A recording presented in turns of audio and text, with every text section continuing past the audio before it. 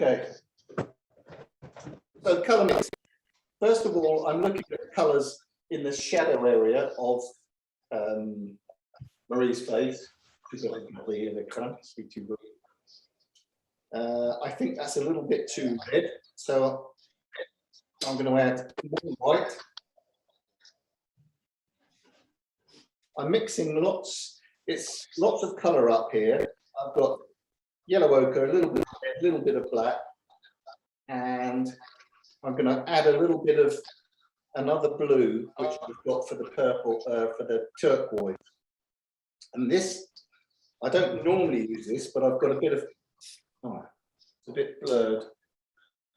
A bit of phthalo blue.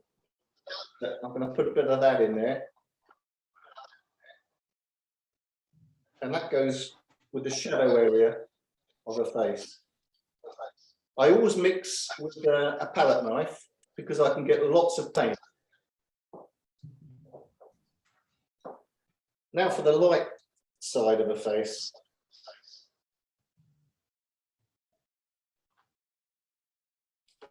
Mainly, actually I'm going to do it here where you can see better. It's mainly yellow ochre and white.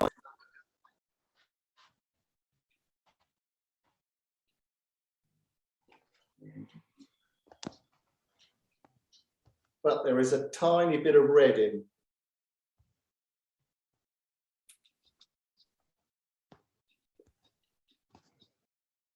All flesh colours aren't pure, they're all greyed down versions. Spend quite a bit of time getting the right value and then the right colour.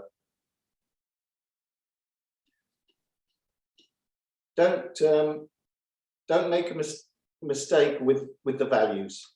You can make a mistake with the colours, but not the values.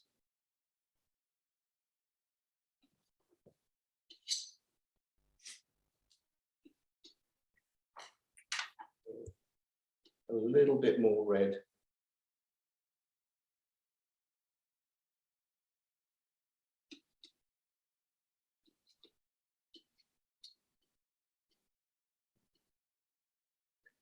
I think that's about right.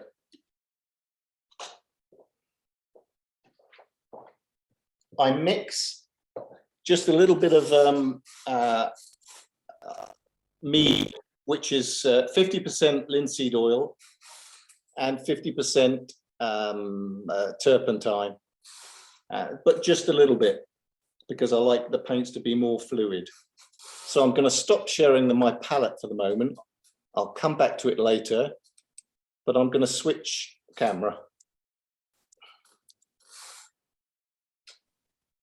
Hopefully, there we are.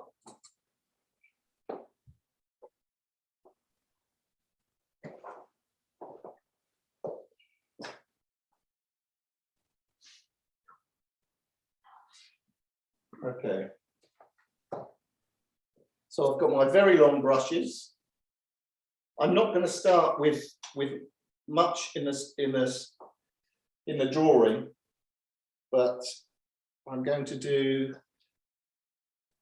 draw it as I go along. I'm just going to make a couple of marks where I want the height to be. Now I'm painting at a distance of about 2 meters. So, and that's where I make all my decisions. And I've got my canvas right next to the model. So I can look from one to the other and they're pretty much the same size. So just going to mark the head size.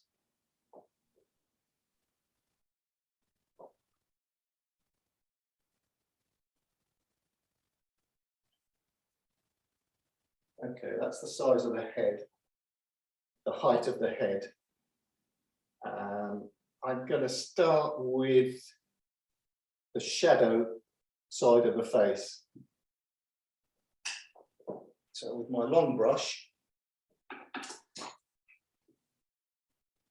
and a little bit of medium,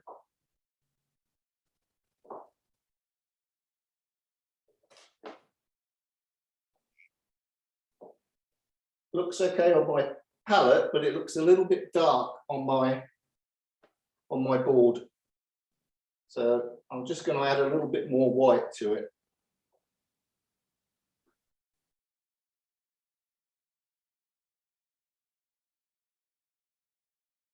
A little bit more blue as well.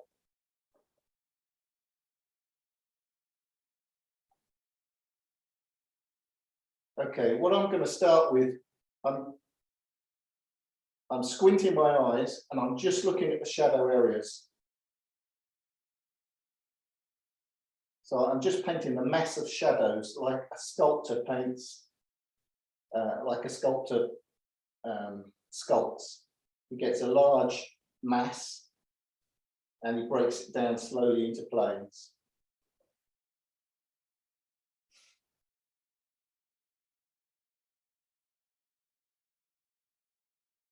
The eyes are going to go across here. I'll just indicate roughly so you can see where the eyes are. I've put a little bit of phthalo blue because it's the colour of the background behind. I'm just putting a little bit of red. The thing with colour mixing, if your colours are too red, then you add a bit of it's complementary, which is this sort of bluey green. And if they're too yellow, then you add a bit of purple, which is obviously a blue and a red. So okay, that's a better colour. Okay, she's got under her chin, there's a shadow that comes up here in her neck.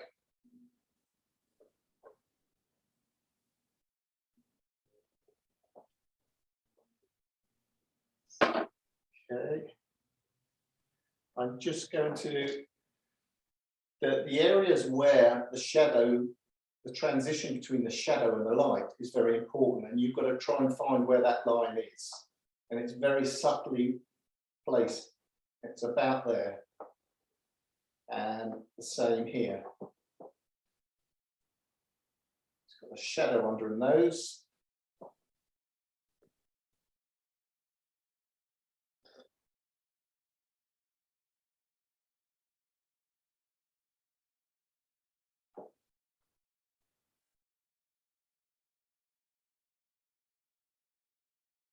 Her eyebrows coming up there.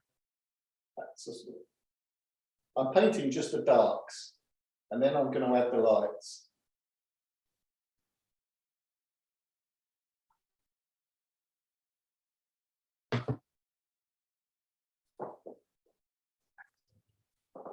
Okay.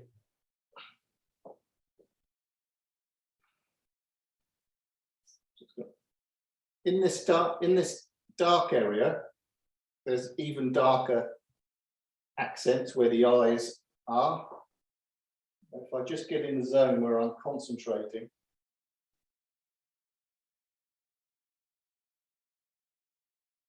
the dark mass of one eye there, the shadow on the inside of her brow and nose.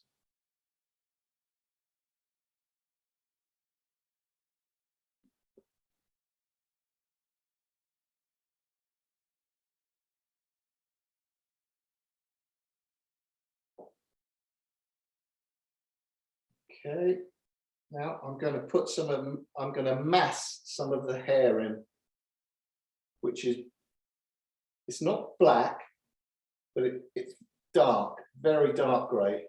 And I'm going to put a lot of medium in with this. Measure first.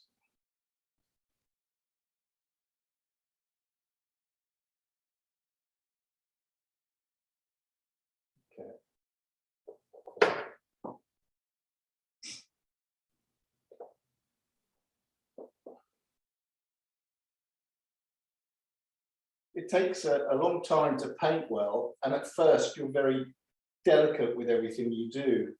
But when you get to a certain standard, you find that when something's painted in with apparent apparent, I have to stress ease, it looks much more interesting. So the marks I make with this big long brush force me to be loose, but as long as I'm filling the right area with the right value in the right shape, it looks more interesting than a real studied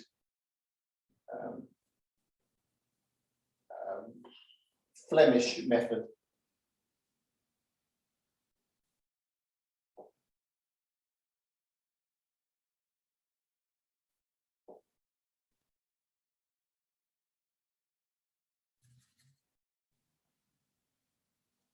When you make a mark that suggests something on the face, try and make that mark in the most interesting way possible. And this brush helps me do it. Okay. Now I'm just going to put the lighter values in. You can't see. I'm going to change the camera so you can actually see me painting, but actually I can come in from here. What I do between each batch of paint, I just wipe my brush. I wipe all the colours off of it, and then when I mix my paint, it's clean and it's not muddy. I know it sounds a bit of an obvious thing to do, but it's a good habit. So always clean your brushes if you're changing your colour.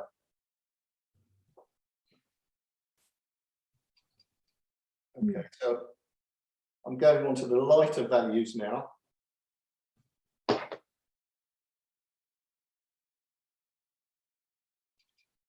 The reason I put a reddish ground, a transparent ground, is because we've got a turquoise background. And this would work nice as a complementary, and the two colours can play off each other. All right.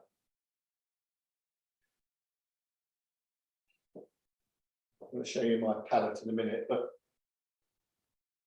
just okay, that's okay for a transitional edge, but it's not bright enough. I need a little bit more white.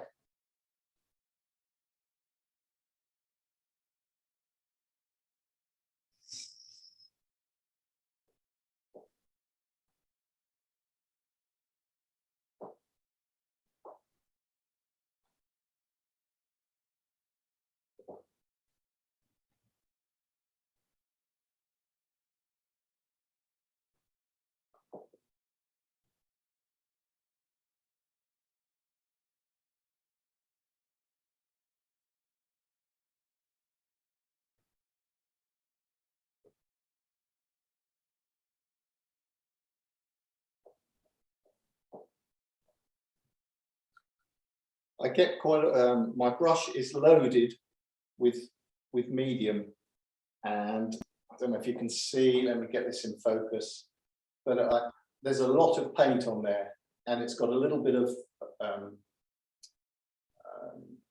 you call a mixture of oil and terps on there, and it's quite a thick. If you see my thumb, it's thicker than my thumb.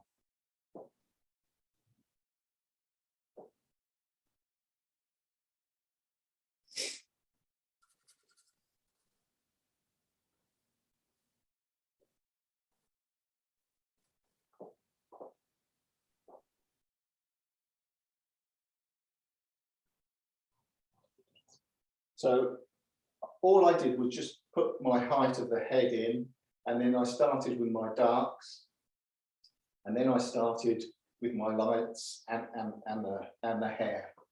And now I can change the drawing. I can draw it as I go a little bit. I can refine the drawing. So we've got some shadows or midtones which aren't as dark as these, but signify the little dip between the forehead and the nose.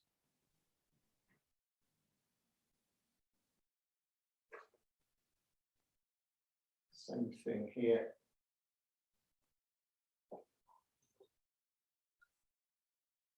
The nose isn't as dark as that, and around this plane here, just a little bit darker. I did a video, it's a free one on YouTube recently, painting in the style of some people that I admire that lived a long time ago, Zorn, Sorolla particularly, and Sargent. Sargent, one of my favorites. He got this, he was really, really exigent. Well, that's a French word, isn't it? He's very particular about this line where the light meets the shadow, and he particularly so because he would sometimes do it 5 or 6 times, scraping it off each time and redoing it until he got it right. So getting the right transition between the light and the shadow. Here it's so soft, it's so subtle.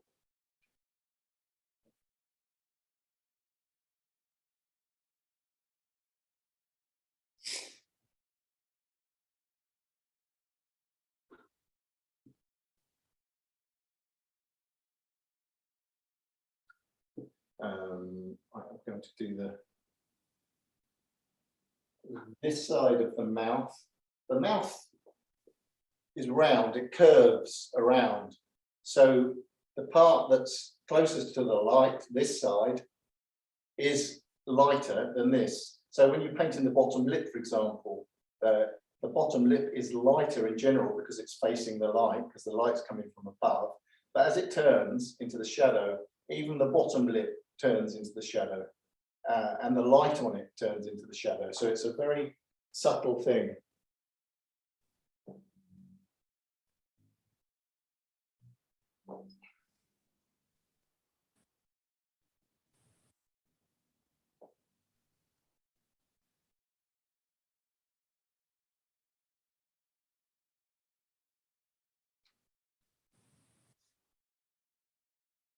I'm making sure that the edges are soft.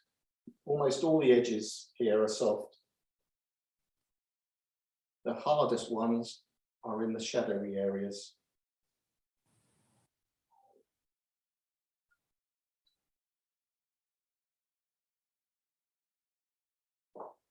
So it's like, oh, a bit too much red on that.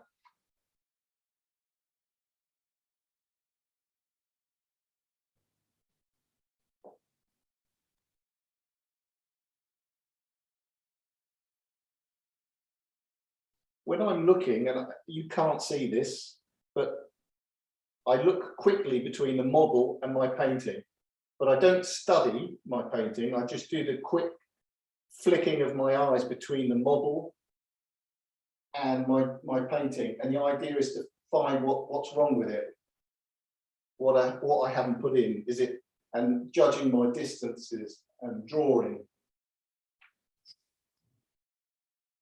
So you flick your eyes quickly from one to the other.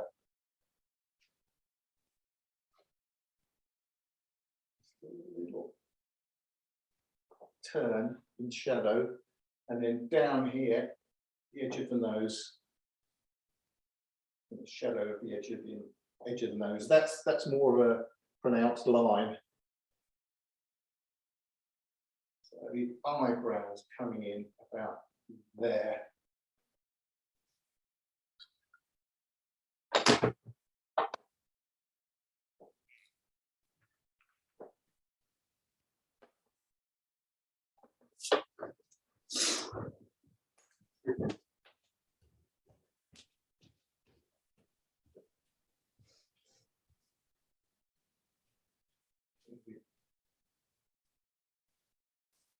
That's the eye socket. I put the eye socket in before I'm putting the eye in.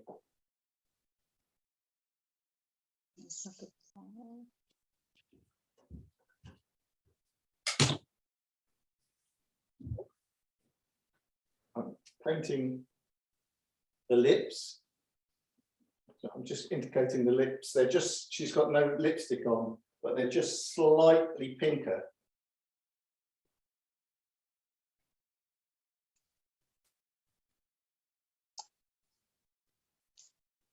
The bottom lip is, I can't see difference when I'm squinting. I squint my eyes, so I just see a blurred image, by the way. I can't see much difference between the skin color and where her lips start. I can't find border very easily.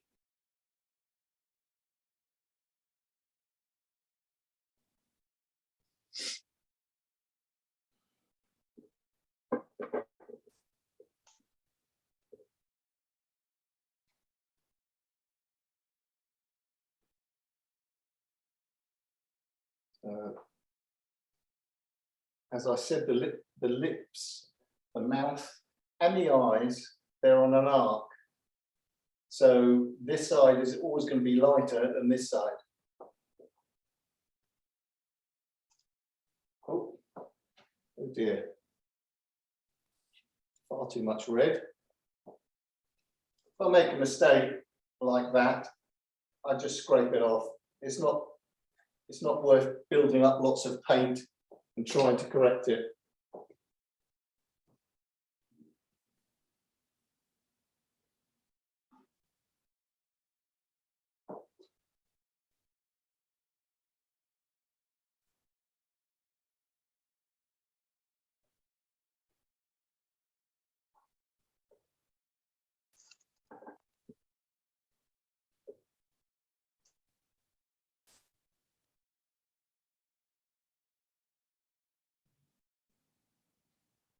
I'm going to just show you my palette again. Just stop there for a second. Unfortunately, I have to share my screen. Bear with me just a second.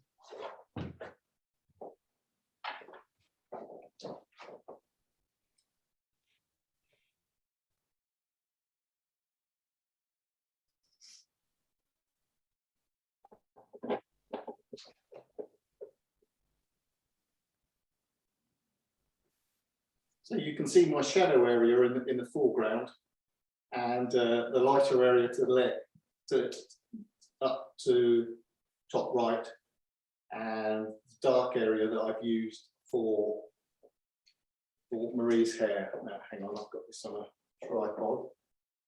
There we are, you can see that. And you can see my point of view here.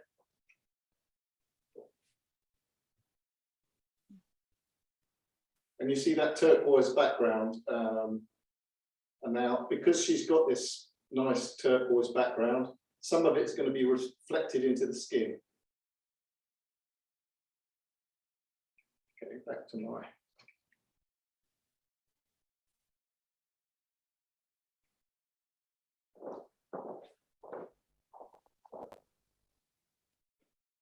So can I have one question, Aldo? Yes, go on.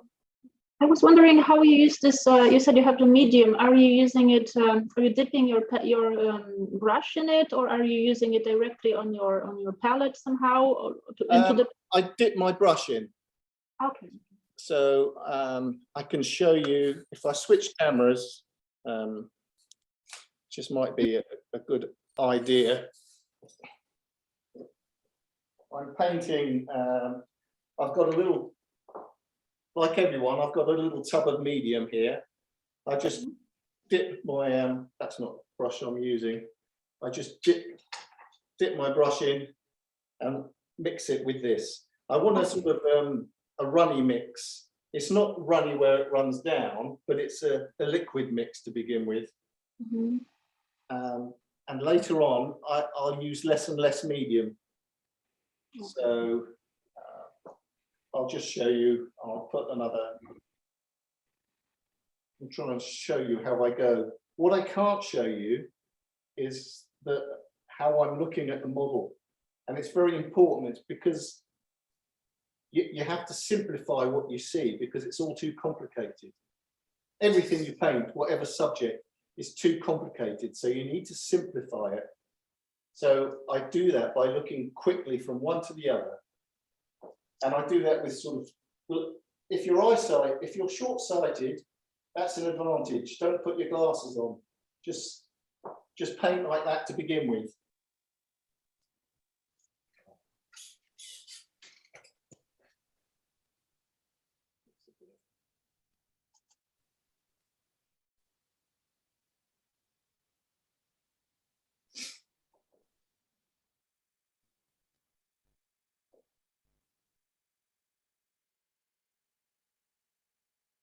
I'll turn it back so you can see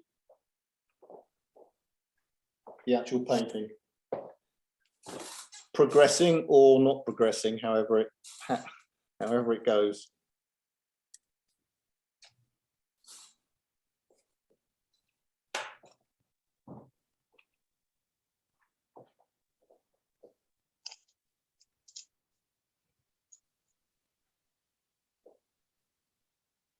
I have a tendency to paint my models a bit thin. I don't really know why.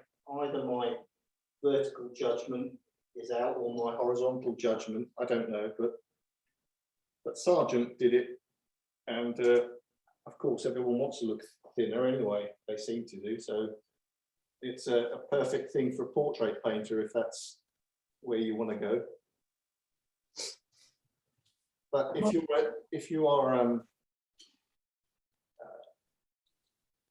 you can see your own errors, your own judgment errors, each artist would tell you that they're weak on this or that with their drawing. They tend to do them too round or too thin or too much of distance between the nose and the eyes. If you're aware of that, then you can rectify it.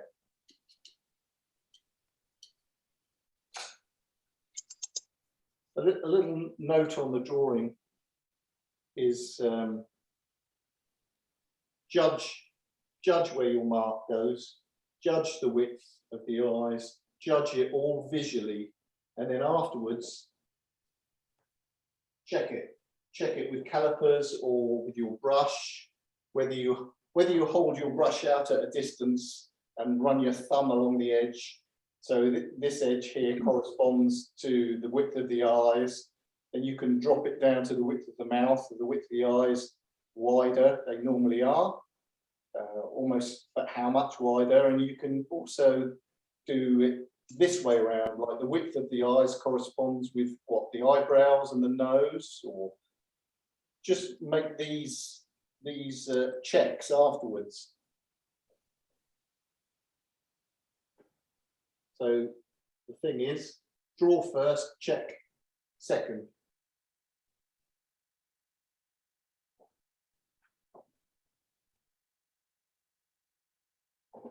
Ça va, Marie? Si tu as besoin d'un petit pause, tu me dis.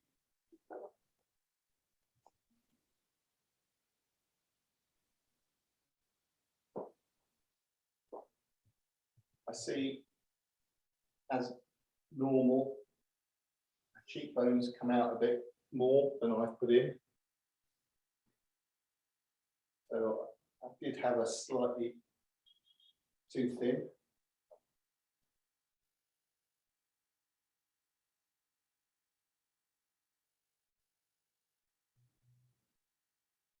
I'm looking at the subtle changes of value.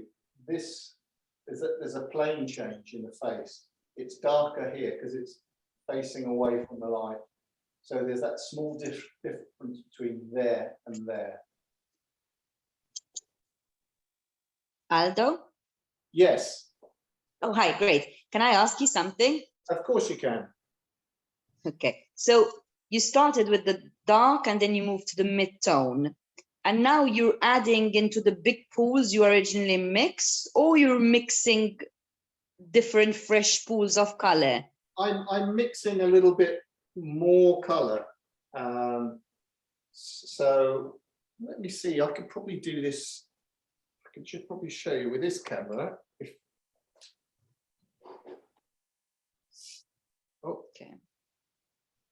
It's difficult to focus on it, but I'm mixing more color, but all my decisions are taken on my palette in terms of colors and values.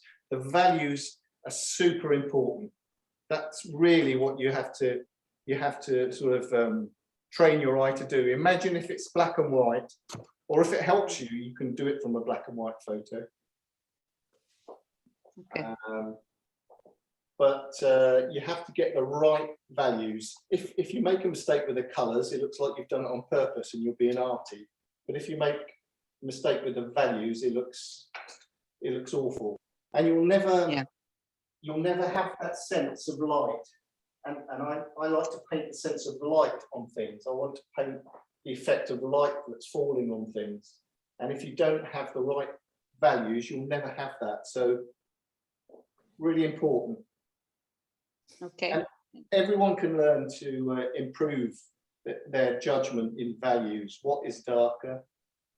The problem we have is the way we see the world. It's really difficult because we focus, our eyes focus, and then we have a slight peripheral vision, and then and our eyes dart around, so they focus on lots of hundreds of different points in a few seconds, and it builds an image up in our head. But what it doesn't do, it doesn't show you which is the softest edge, which is the lightest light, which is the, it doesn't show you the ensemble, everything together. So you have to squint. That way it's simple. That blurry image tells you everything. And then afterwards you can open your eyes up to see the colors a bit more accurately and the tones a little bit more accurately. But squint is the advice.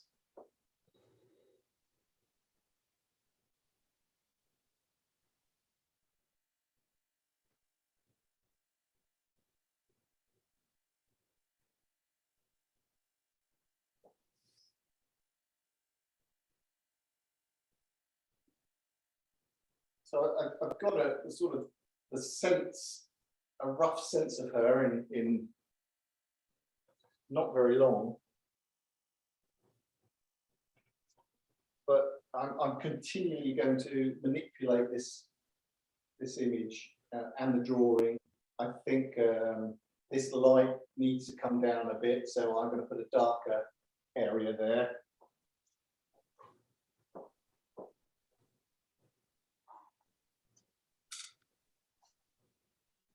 Well, someone come in the room.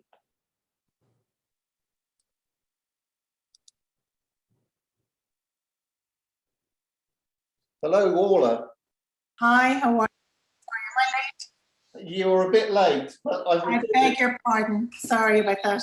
There's no problem, but I've recorded it so you can see the bit you missed. Great. Thank you so much. Sorry about that. Apologies. That's okay.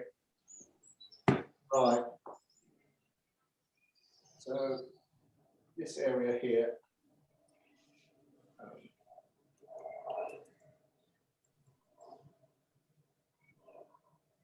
So just looking at my drawing, where is it changed? So est-ce que tu peux tourner la tête un peu? Oui, parfait.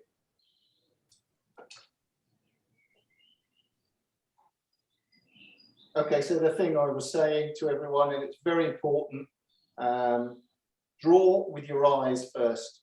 Judge it with your eyes, the distance between parts of the face or the height of the tree, and make a comparison with something next to it. And then measure up afterwards. Measure it if you need to check it, if it's accurate.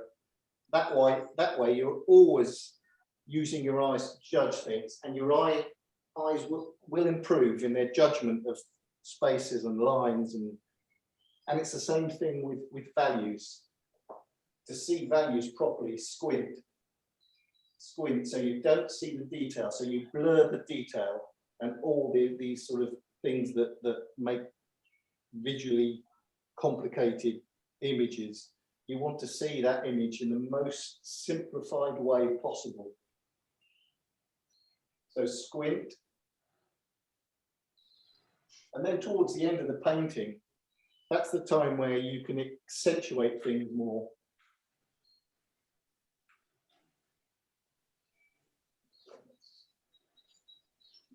Finger here just to take a bit of that off.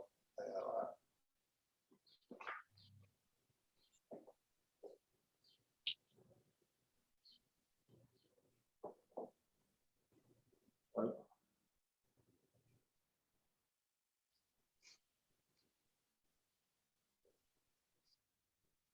Now I'm going to mark the distance between the eyes. So I've got to be in this zone of concentration. Okay, this eye out there. So I just put a mark to paint in the sort of style that I admire, and that the artists that I love, the Zorn, Sorolla, Velasquez, Sargent, is about making interesting marks as well. It's not where you build up a beautiful black and white study and then you put tints of colour. I prefer a direct alla prima approach.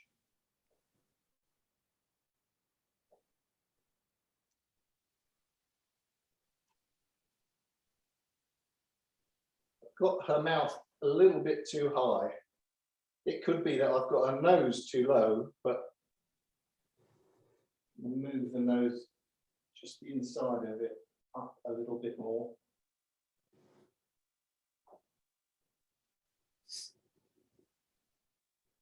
All these visual judgments I'm making are done from about 2 meters. I start making mistakes when I get up close. And I've been painting portraits from years, and I remember working on an eye and getting it just right. And then I stepped back and it was too high. And I'd spent all that time.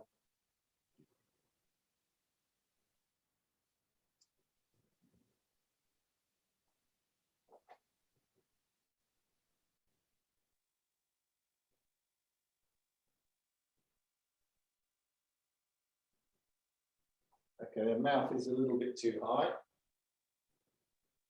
but I haven't really put much in there. It's easy to correct.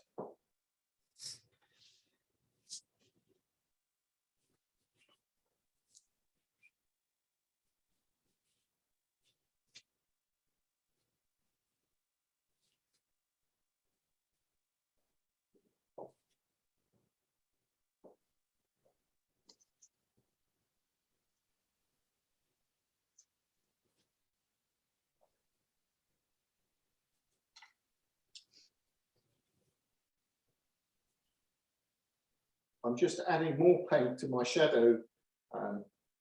Noella, you asked earlier on, I'm just adding more paint to the massive shadow colour that I've mixed because I've run out of that. Okay.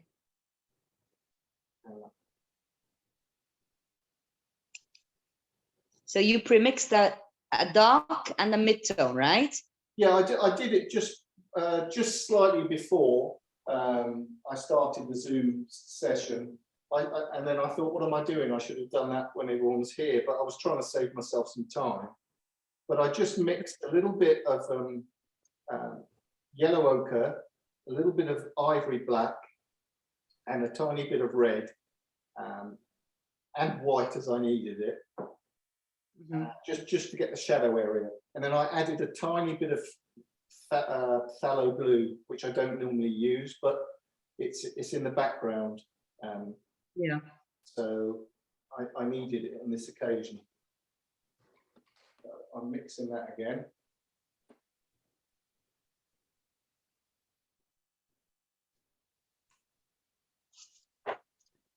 I still have a little bit of medium in here, but I'm not really using much. I use the most part of the medium at the beginning.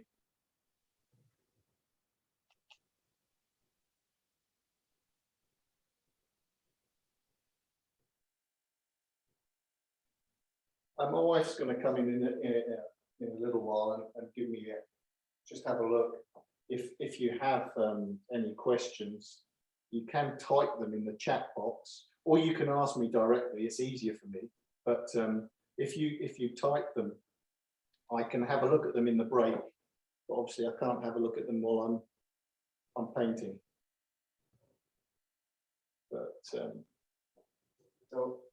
and after the session as well, I will have you know, we can have questions and answers and things.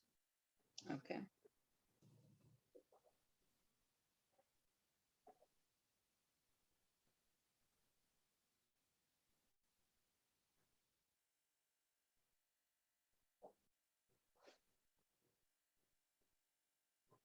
What I like about Marie is she's got a great face to paint, but it's her hair. I love it. I love it for an artist to paint.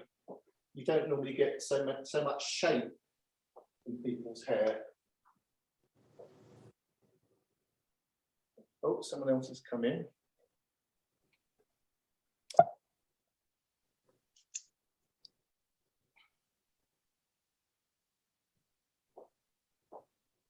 Hello, Judy.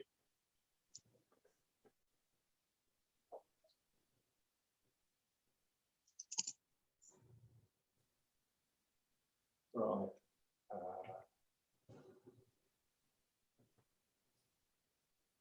Just checking my drawing.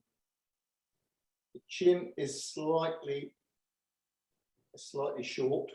The face is longer than I've done it. But as I said, I haven't started with a drawing. I've started with putting in the masses of light and shadow, and little by little, I sort of change that so the drawing becomes correct.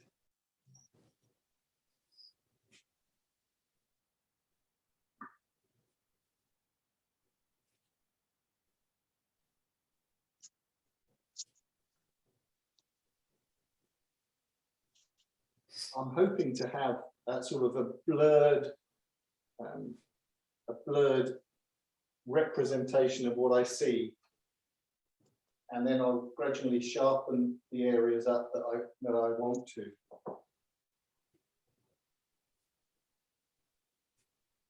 Okay, so I've got this shadow here.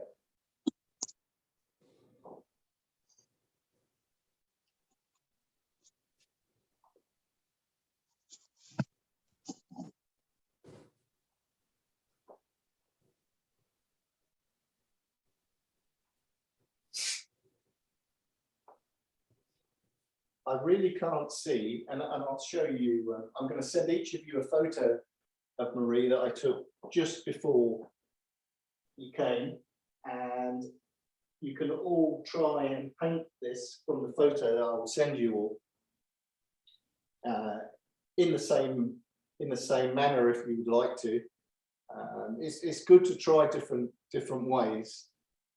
At the end, your own personality will dictate a little bit how you choose to paint, but you take everything you can off other artists and you mix it with your own ideas, and you come out with a sort of an individual approach. It's a bit like I remember James Brown, the singer, said that Michael Jackson stole all his dance moves, but then he made them into his own, and that's what you need to do as an artist. You borrow from whoever you want, who inspires you, but you've got to do your own individual thing with it.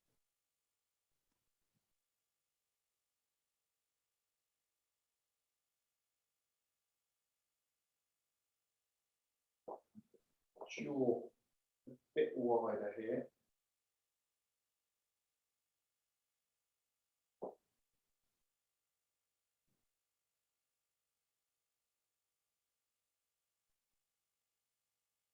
I'm just looking, you can't see, but I'm just looking between the model and my painting quickly, rapid, quick fire from one to the other.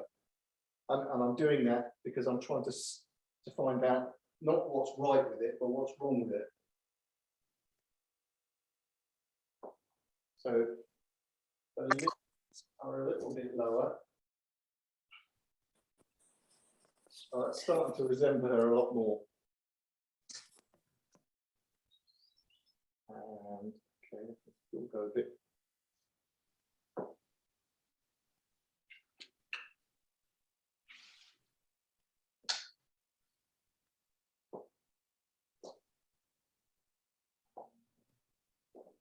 Each time I paint, as I say, I wipe my brush. I've got a smaller brush that I'm using, a shorter handle one, which means I'm getting up closer to the painting now.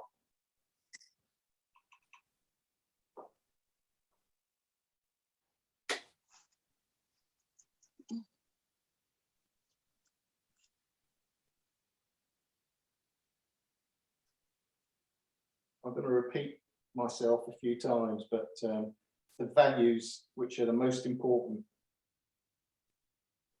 And the proof of that is if it's a good charcoal drawing, there's no colour in it at all, but you can see the modelling.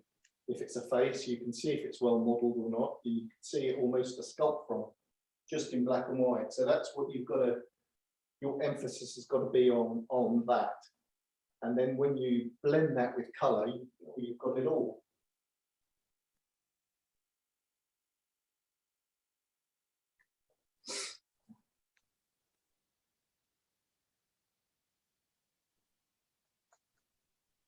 Just a little note about darker colours. I'm tending to put them all together, but the darker colours I use a little bit more medium, so my shadows are more transparent.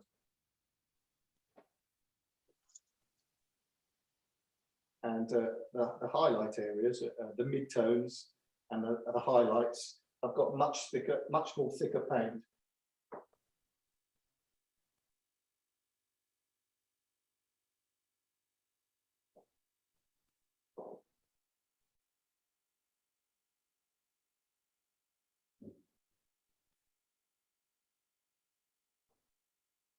The boring part, maybe for you, is I'm just looking all the time, searching for my errors, and it's not visually very exciting for anyone else. Okay, so this area is all. I can just scrub it in. It always looks better than actually really painting it very softly and accurately.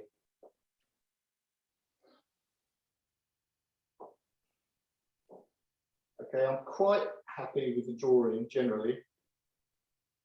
I'm just going to indicate. You can suggest you can suggest a lot more. You don't have to paint the details. Suggestion works really well. Okay. Si tu regardes tout droit, Marie, jusque là, je vais peindre les yeux vite fait.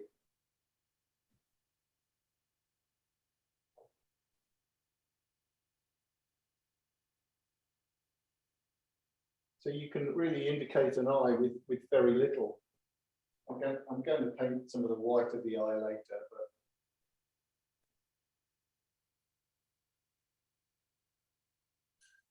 notice that the eyes, the irises, she's got dark brown eyes and the eyelashes. And obviously there's here, just to show you what I mean. But the eyes and the eyelashes together form a sort of the shape of the number 6 or 9 on its side. And that's the main part of the eye. You know, that's the main suggestion of the eye, is that just this iris and the little line coming down there.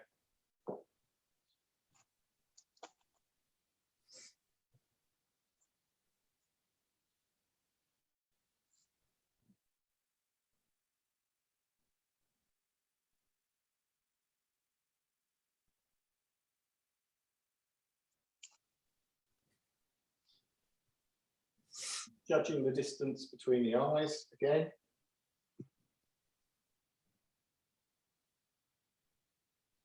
when I look quickly, I can see my errors. If I'm studying too much what I'm looking at, I tend to sort of lose it a little bit.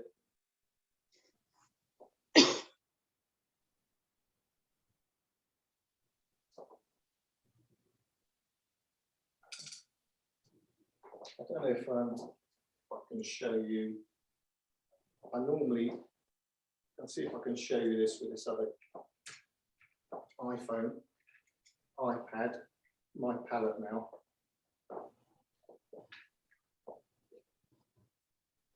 Let me just share this with you.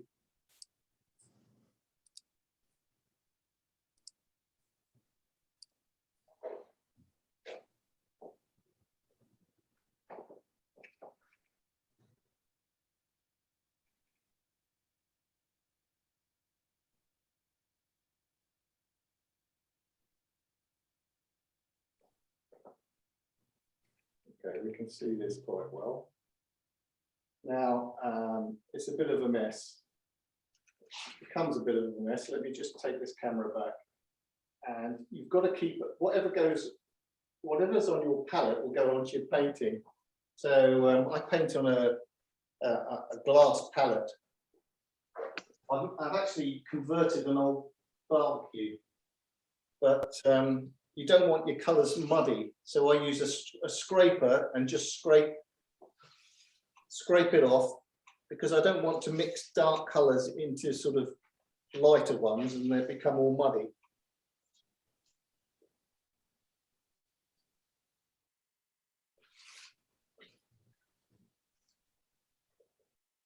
So I'm just going to mix some more black.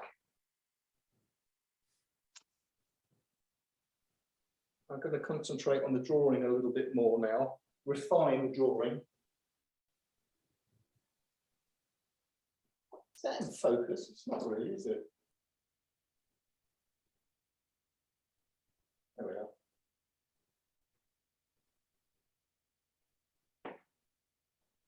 This is ivory black. It has a blue tint to it when you mix it with white. So you can use it as blues, but just subtle blues.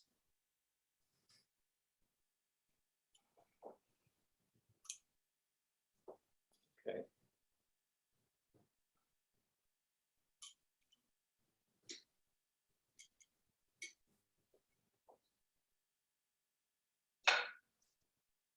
I need a clean brush too. So I'm going to use this one, which is quite big. And I'm just going to indicate more accurately the hair and in places where it's darker.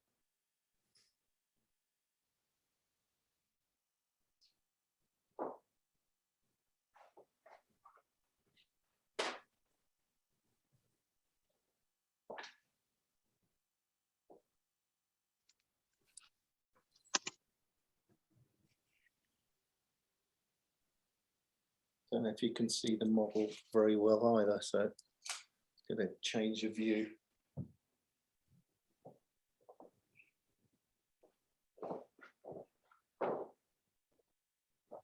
So you can't see Marie properly, but she's there, and you can see the that sort of turquoise background that I've got on there, which I want to sort of implement into this painting. So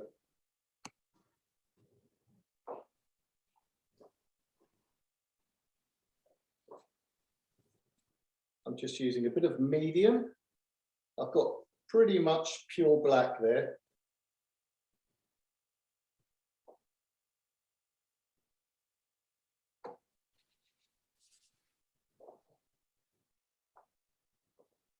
And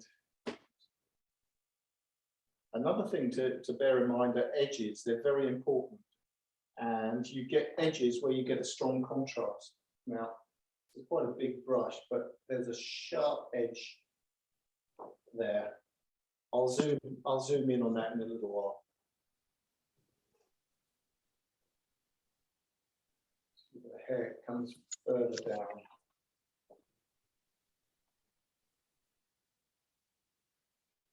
I like my darks to be more fluid, so There's more medium in this. I love the hair as it goes around like those little sort of ringlets.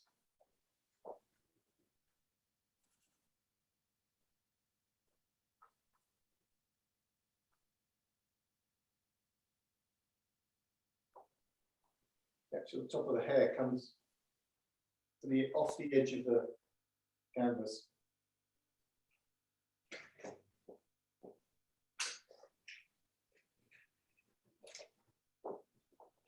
Okay, let me switch it around so you can see it better.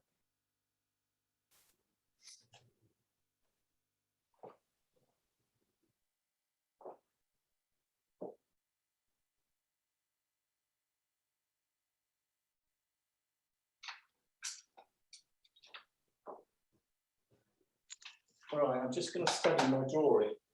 The most part of painting is looking.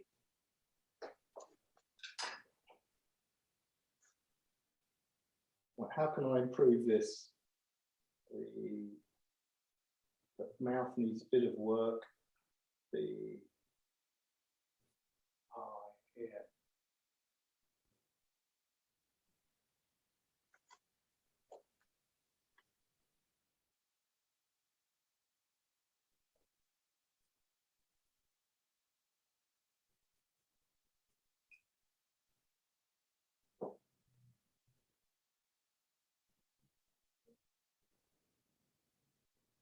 The eyebrow is wider than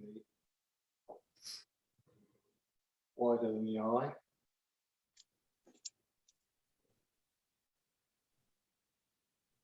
The hair comes down to about there.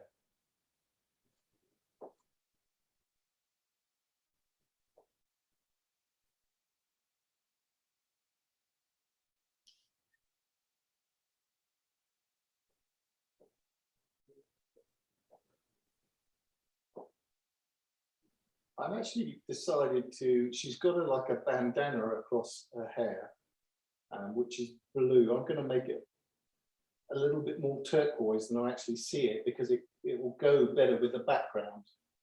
And I haven't put the background in yet. Est-ce que tu peux tourner la tête jusqu'à... Oui, parfait, merci. T'as besoin d'un petit pause?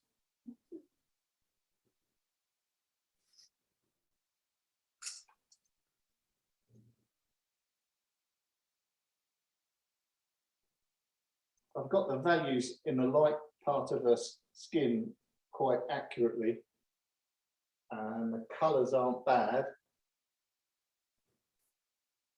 We just need a little bit of edge here.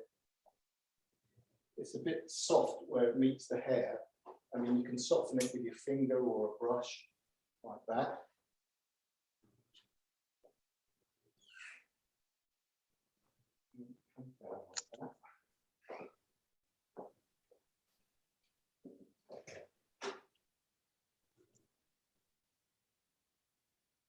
I'm going to talk about colour harmony in a little while, but I just want to advance a little bit with this.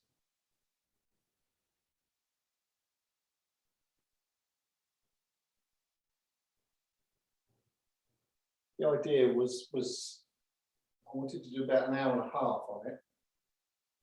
And sometimes when I'm talking, I'm not concentrating as much as I would be if I was in my studio. And I thought we could answer questions and stuff for 15 minutes afterwards.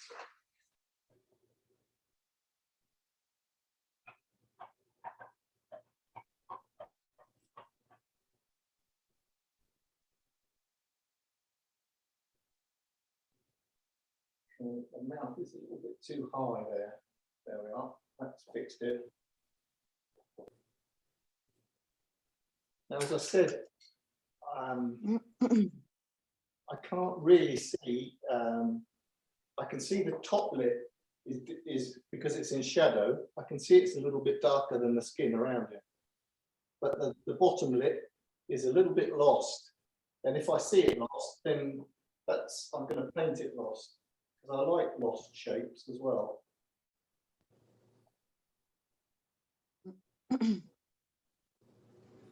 Yeah, that looks about right. It's just slightly darker there than it is here.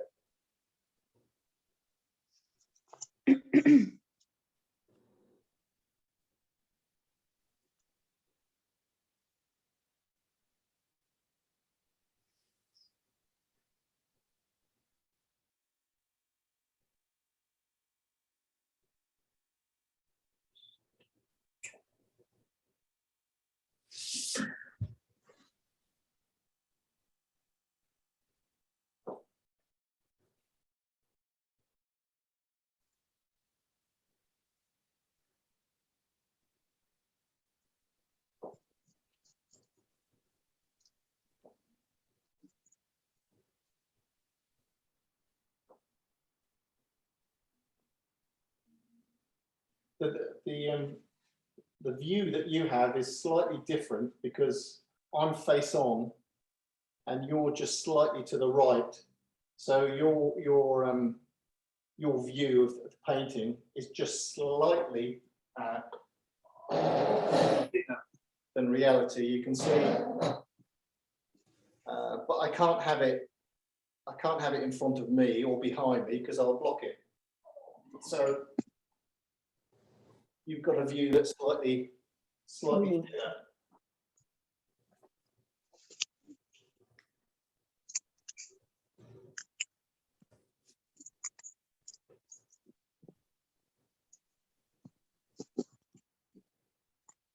Thing about for those who particularly like portraits, expression, which is an important factor of a portrait, but the expression comes at the end for me. As long as I've got all the features in place, the expression comes in really the eyebrows and the mouth particularly. So you just have to adjust those a little bit. Eyebrows have to be well placed because if not, they can look cross.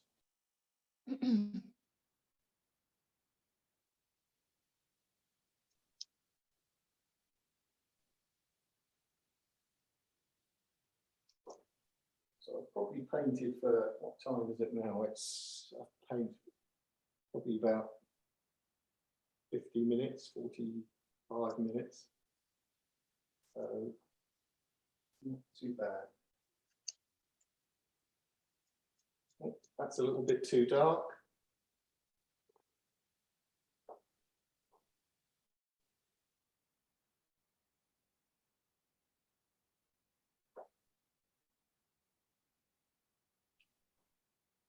A little bit wider at the chin.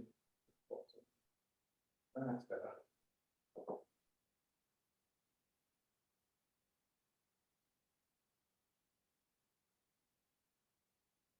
I think just to, this isn't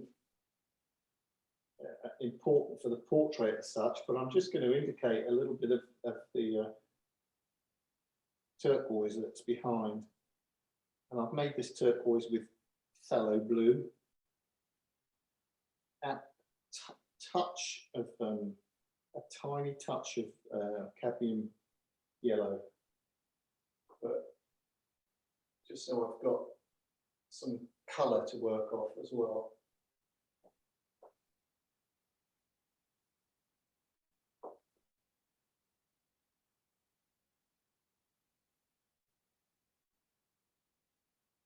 A little bit lighter here.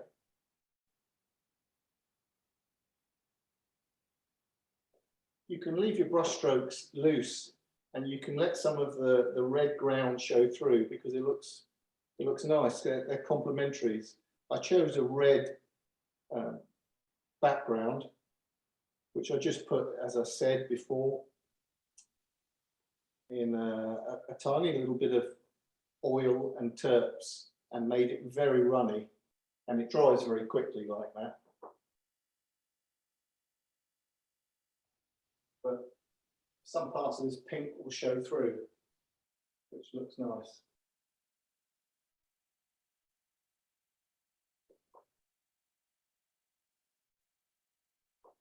Comes in a bit more there. Aldo, Yes?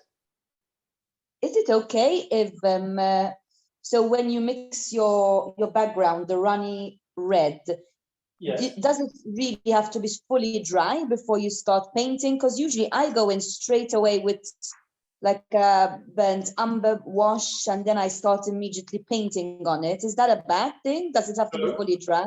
No, no, but it's not a bad thing at all. But if you put 2 or 3 strokes on of whatever colour you're using, you'll start taking that. If it's not dry, you'll start picking up that colour, and it will influence your other colours. Oh yeah. Actually, Okay, I didn't put hardly any oil in this. Sorry, I made a mistake. I put just a little Sansador. That's the one that I use. It's just a low odor turpentine, and I just scrubbed it over the painting, and it dries. Turpentine, it dries sufficiently to paint over in 20 minutes. Okay.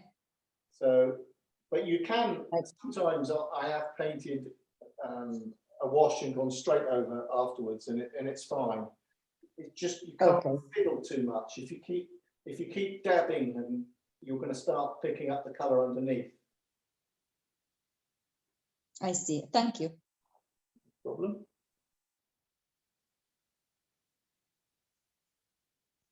So if I just turn this round so you can see the model a little bit. It doesn't really show so much this side, but to the left-hand side of her, you can't see it from this point of view as much as I can, but there's the shadow of her head is cast on the turquoise wall behind. So I have to incorporate that in here as well.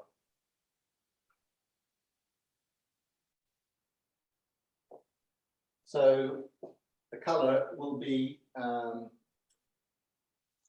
darker, obviously, and less strong in chroma. What happens in shadows, all the colours are in the light, but in the shadow areas, there's less light. So obviously there's less colour, and the colours become darker. And this particular light that I'm using at the moment is a cool daylight. So anything that's in the shadow is not in cool daylight, so it's subsequently warmer. So I'm just going to put a little bit of, to warm it up, I'm using phthalo blue for the background, a little bit of yellow ochre and black. Let me see, that looks about right to me. So yeah, if I put it next to this, you'll be able to see the shadow comes over about there, and shadows have a soft edge.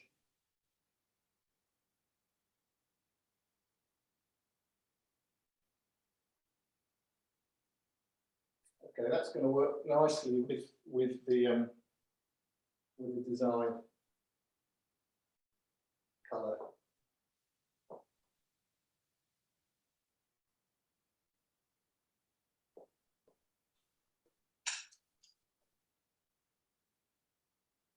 Okay, I'm wiping my brushes as I do all the time.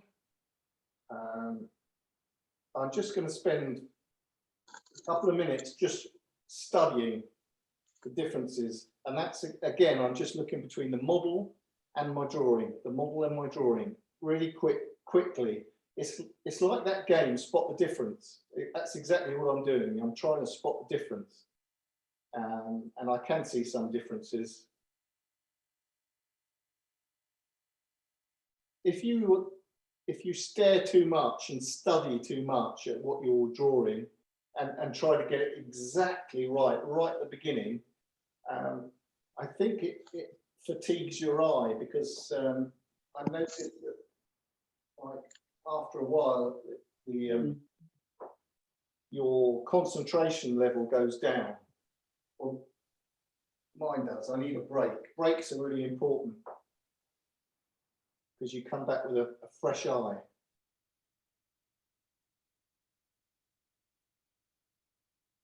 So I'm mixing a little bit for this shadow area here. I'm trying to get the shadow and the colour. Squinting so I can see it properly. A little bit. a little bit dark. It's Frida Kahlo.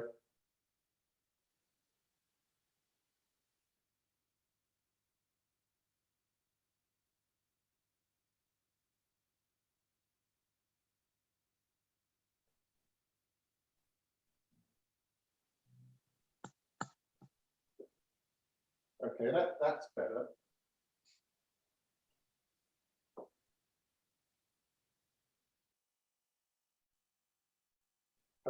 This eyebrow I see goes up a little bit more at the exterior, at the edge.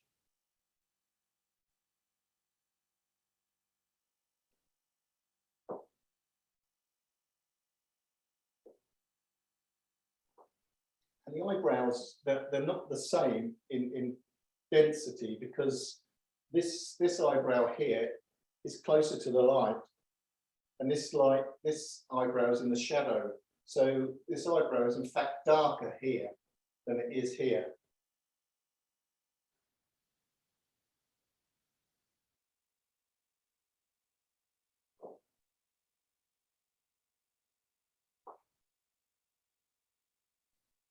What I'm doing is just softening the edge around the eyebrows.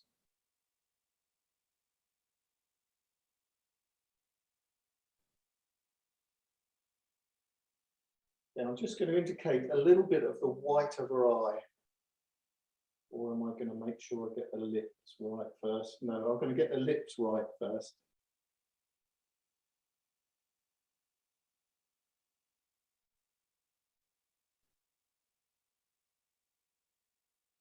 Okay. They're lower. Yeah, that's the right value.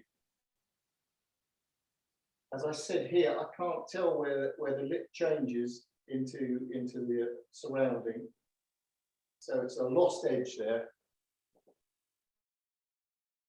But what I can see very strongly is the highlight on her lips.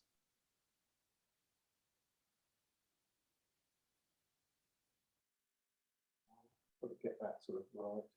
So it's stronger, the highlight is stronger on this side.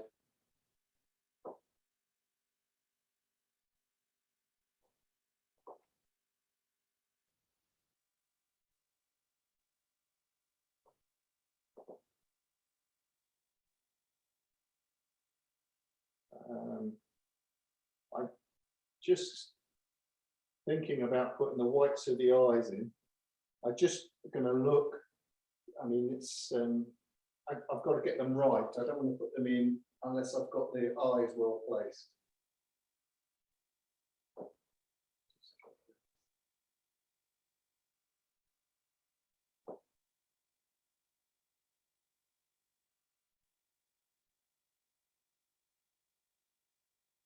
Okay, I'm just looking at the two eyes. I'm just going to make sure that the distance between them is correct. I'm not going to put the whites of the eye in just yet until I'm exactly sure.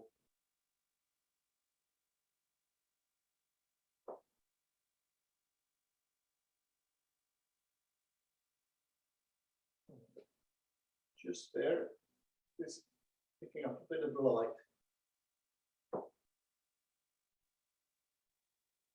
And I've got a little bit of light here too.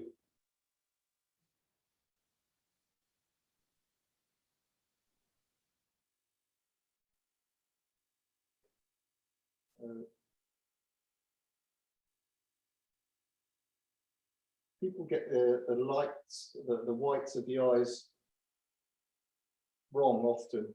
I've seen people looking like zombies. They're so illuminously white. But the point is that they're not really any, she's got a different complexion, but the whites of her eyes aren't that much lighter than her skin. In most people, the skin is about the same color as the eyes, so the white of the eyes. We're just thinking of them as white, but they're not white because they're under the shadow of the eyelashes. So I'm going to, but they're cooler.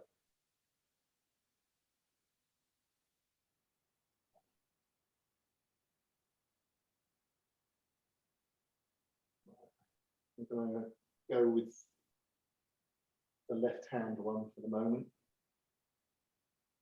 Get it right.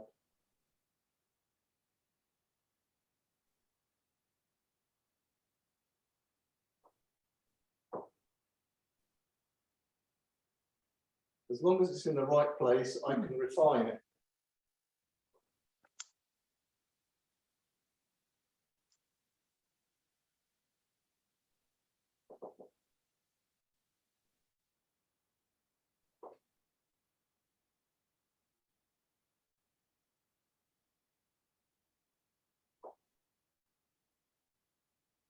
Marie, tu veux une pause, ça va?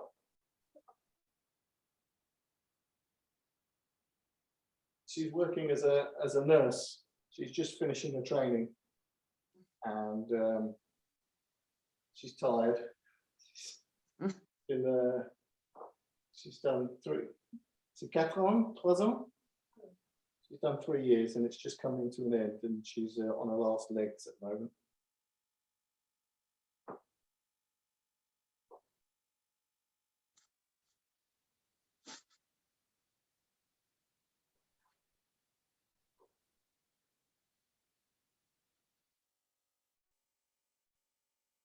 Okay, I'm going to try and indicate. Now, I use sometimes I use a mile stick, which I'm sure you're familiar with. It's just something to lean on if you want to put something like an accurate stroke on. Or sometimes I'll put my finger on the edge because I don't want to get the white of her eye out. So let me just see, make sure I've got it in the right place. I think I have.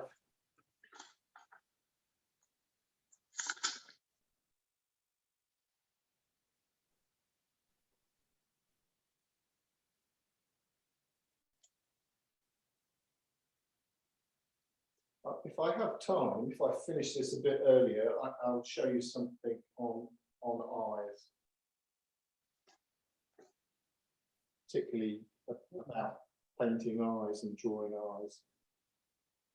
People don't appreciate it often that the eyeballs are round, almost completely round, and they actually fit in a socket, so an eye socket. So the part that protrudes out the eye socket is curved. So, for example, the white of her eyes are on both sides, but the light is hitting this one stronger because it's facing the light. And this one is curved away, so it's less light.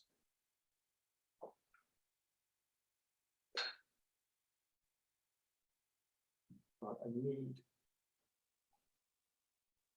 underneath, because of this curve, it's also a sphere. You see this curve, it not only does it curve around this way, but it also curves this way. So that is why you see more of a shadow under there.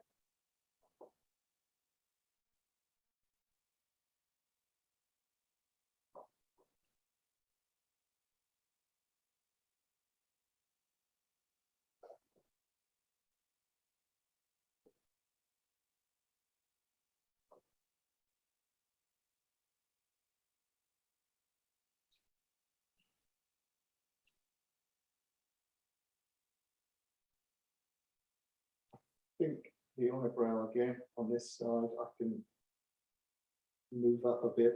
I've done probably, so I talked about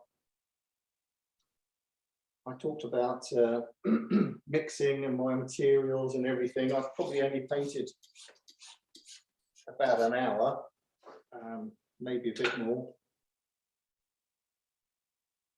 But we're going to have a break at the end. I'll show you the painting and you can ask me questions. So I don't mind if it goes over a little bit over the time slot either. So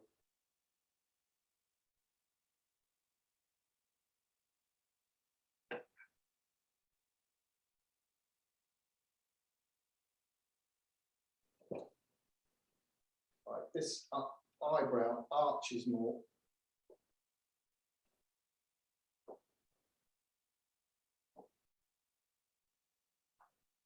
Oh, I seem to have got that in one stroke. I'm going to leave it.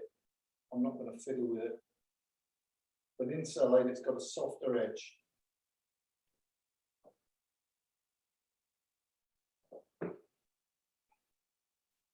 Cleaning my brush all the time.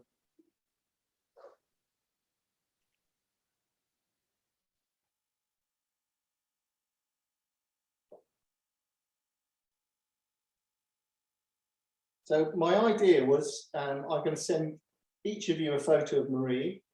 And if you want to, you can paint her when you want to. And if you send me I mean, you can do it today if you want to, or tomorrow, after tomorrow's Zoom session. But you can send me an image and I'll give you a little critique on it. Cool.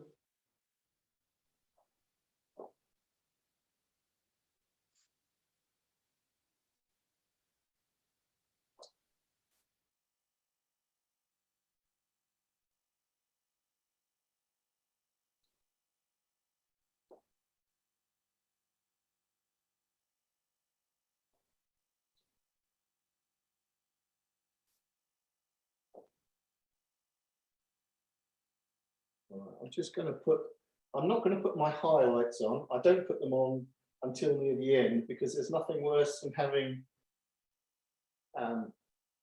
getting the highlights wrong. You can't put them on unless the value underneath is completely correct.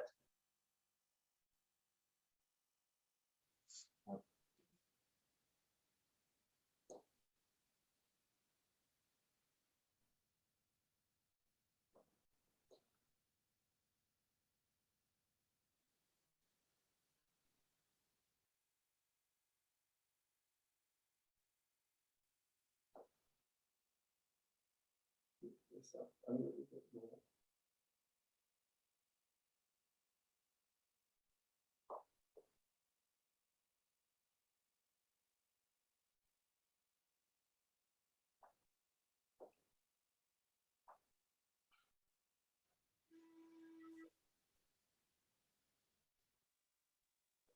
Something wrong there. I think the eye comes a bit further across. Yeah, that's better.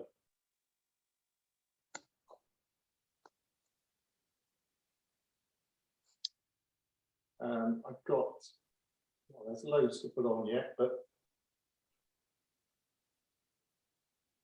I'm going to indicate the bandana as well, because it's a decorative element.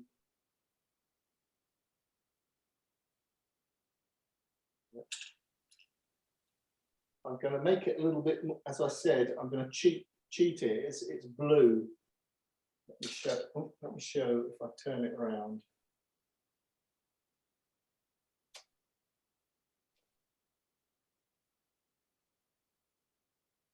So I'm going to turn it back round here.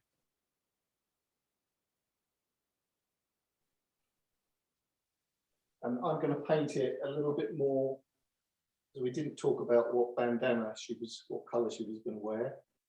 So I'm going to give it some more harmony of colour, going to continue the same colour.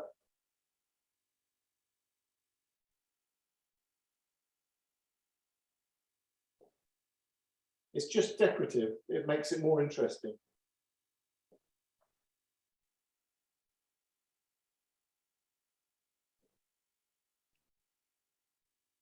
I'm just going to fuse some of these colours into the background. You paint the background into the hair and the hair into the background, and then you can accentuate bits that you need to.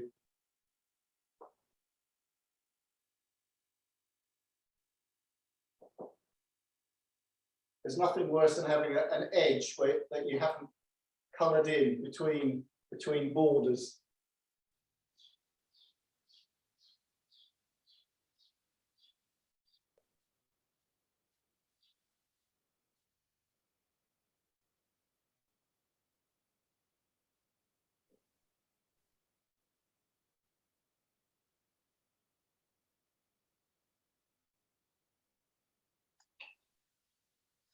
Okay, we're going to have another couple of minutes just to refine some of the drawing. And then any questions I'm going to answer.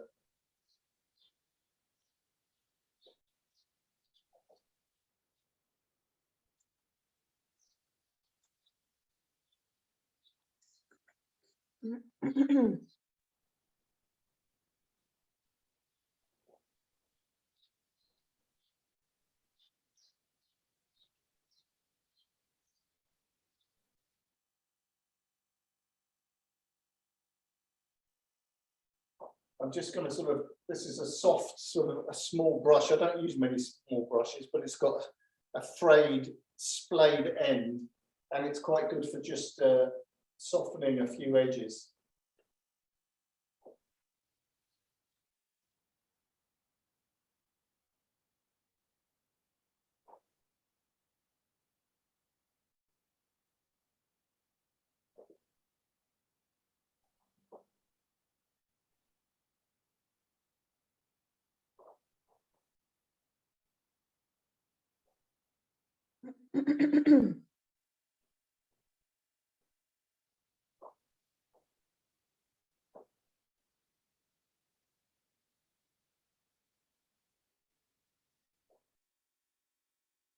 Okay, I think I'm going to leave it there. I'm going to take a photo of you first, Marie, just as a reference, and just so I can send it to everybody else as well.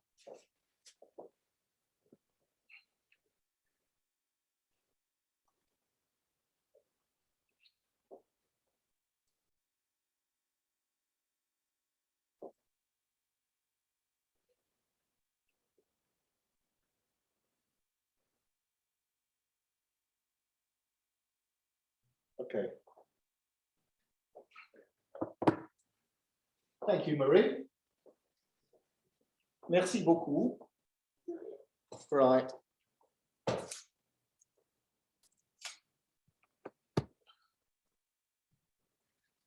I can see you're tired. All right, let me get this. Okay, I've painted it for a little over probably an hour-ish, but I've got the essence of her, but it's got no details. But as long as the values are okay, you can see it a little bit better like that.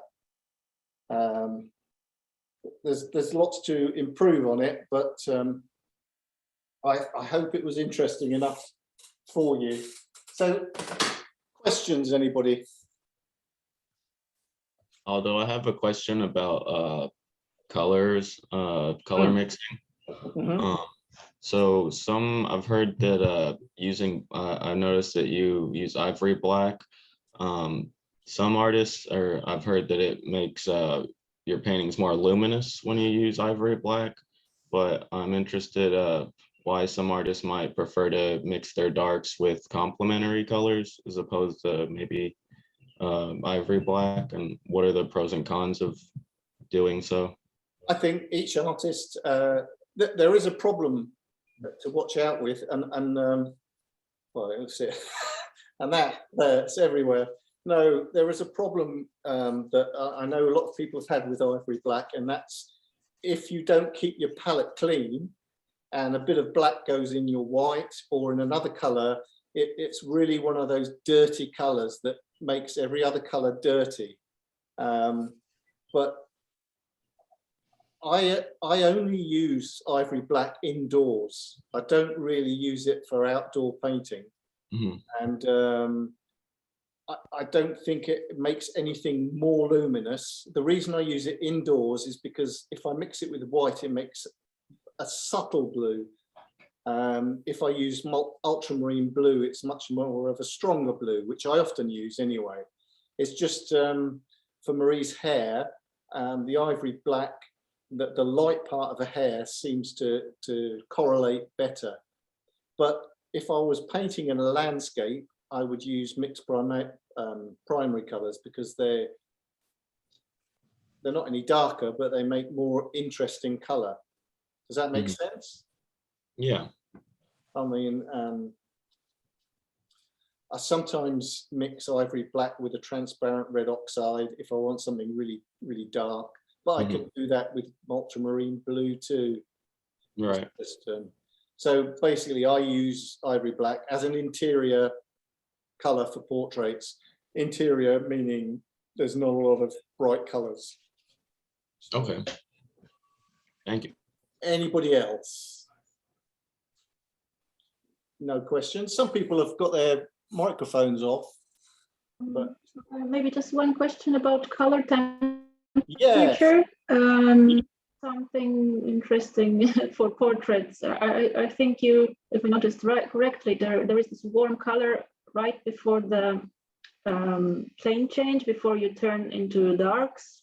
Is it particularly a good place to put it, or how do you do it when it's, let's say, cold light, warm shadow, or warm light, cold shadow? Is there any like rule for it, or it's more like just by observation? It's observation, but it helps if you know. Obviously, sunlight, direct sunlight is warm, so it's a yellowy light. So anything, if you're in the sun and the sun's shining on you, anything lit by the sun will be slightly yellower. At the end of the day, when it's going into sunset, it's going to go slightly oranger, slightly redder, but so it's a warmer light. But at midday, it's only a touch of yellow in that light. But what that means is anything that's not in that light will have less yellow in it. So it will seem cooler by comparison. And of course, if it's a blue sky, that's a secondary light, blue daylight. So your shadows would pick up some of that blue too, because the sky is blue. If I'm just painting under a blue sky, no direct sunlight, all the light hitting the subject would be bluish. So anything in the shadow will have less blue, because the blue is being shadowed. You know, there's no blue reaching the shadow areas, so it will seem warmer. It doesn't mean that the shadows are warm. It means they're slightly warmer or cooler than the lighter areas. Does that make sense? Yeah, and how about indoors? Is there also Indoors, I used I've got a sort of, I don't think you can, I've got a light there. I've got a daylight. So if I shine, okay, sorry, I'll just point at your face. So this area here is reflecting some of the blue light that's hitting on it. But around the cheek areas, it's warmer because there's less blue light hitting, because that's the plane change. As the planes are changing and going away from the blue light, they become warmer. As they're going towards the cool light, they become cooler. So, but here you had turquoise background, which also influenced the shadows, right? So yes, it was even more so everywhere. Yeah, but in a really subtle way. But the light's hitting the back of this turquoise, and it's going to reflect on. You can see I've got a reflection here of the light. It's going to reflect a little bit of turquoise on her face, which I haven't put in yet. Okay, thank you. But that little bit of turquoise everywhere will give you a color harmony. Anybody else? Was it okay? Was it clear? Could you see what I was doing? Yes. Yes, I would have liked to have seen the model as well as the painting. Right. I'm going to try and get my. I don't know whether that's possible. Good. Yes, it is. It is. I might have to go a bit further back, but maybe tomorrow I will try and do that more. And even if it's just turning to see the two occasionally more, but I'll ask Sarah to do that for me tomorrow. Yeah. Anything else you think could be sort of you would have preferred to see? No? I don't think so. No, it was good actually. Yeah. Okay, well, I've still got a few minutes if you want to spend any time. I can talk a little bit about eyes if you haven't got any more questions. I was trying to explain. I have a last question. Yeah. Go on. Sorry, can I ask it? If not, I can message it to you. No, you can, want unless to it's a speak private about guys? question. No, mine is the age-old question. My biggest difficulty is transitions, always. And I've seen hours and hours and hours of videos, footage, etc. So in that part, when you went from the dark to the light, did you blend or did you put an in-between color? Because I didn't pick up on it. You can do On the either. cheekbone, the one that you said Sergeant would rub off 6 times. Yeah, I mean, if it, and it seemed as I studied him to do a portrait demonstration, this, I'll point it out, this sort of, hang on, I've got this area here, coming Yeah. down around here, where the face turns into the shadow. I've read that Sergeant sometimes would be painting and after an hour or two, he'd scrub it all off again and then do it the same thing again. And the sitter was getting fed up because she's sitting there all the time. But he would do that about 6 times because he didn't think he could get it right. So basically what you do, you paint, you've got to judge well the value. You paint the value of the shadow up until that area where the plane changes, and then you paint the light. And then between the two, you paint an area where you fuse one into the other. Basically, you carry some of the shadow into the light area. You can blend it, or you can use a transitional color. You can just mix a color that goes. I will be putting a bit more red in that area too, because I saw a little bit more red. But bit by bit, I've got to make sure the drawing is correct first. Okay. So I'm hoping tomorrow I can go through more of that with you. Great. Did you understand a bit about the eyes? I mean, because the whole, you're trying to paint 3D on a 2D surface. So you're trying to give the impression of 3 dimensions on 2 dimensions, and it's quite hard. So it's just getting the right value. It's so important. If this is too dark in this eyelet, the whole image will come crashing down. It won't work at all. If anything's too light, the same thing. Some people put too many highlights, but in nature there's a hierarchy of highlights. There's only there's the strongest light. Where is the strongest highlight? So it's a hierarchy to put in. So I've painted. I'll try and hang on. I'll be back with you. Painted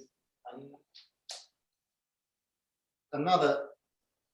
I've painted Marie a few times. This is something that I did, and just to show you that the light, because the eyes are round, and this is the part of the white of the eye that is facing the light. This white of the eye is facing the shadow, and look at the difference. It's quite a huge difference. And some people, they know the eyes are white, so they just paint them white without looking. Here it's less evident because the light was really over this eye here. But even so here, it's slightly lighter here than it is there. But there, as the face is turning away and the eyes are turning away, it's more pronounced. So it's very important. And the whole thing is you're trying to paint volume. So it's all about values. Yeah. And I've done it hundreds and hundreds and hundreds of times. So I'm more used to it, and I've probably made a lot more mistakes than all of you. So making mistakes helps to learn as well. So I'm going to send you all an image now. And if you want to paint her or want to get up to the stage I've done, you can. If you don't want to, you don't have to. But I will critique them all. I'll have a little critique on each one with you personally. Great, thank you. Thanks very much, Aldo. Okay. Is there any more questions? No, beautiful portrait, by the way. Thank you. Good job. Thank you. So I'll see you tomorrow at the same time. Yeah, thank you. And Have a nice day. anyone that missed it, by the way, I will probably upload them to YouTube and send you a private link so you can watch them as many times as you want. So just to re-emphasize things. Perfect. Thank you, Aldo. Thank you. Bye, everyone. Thank you. A domani. Thank you. Bye, Adaman.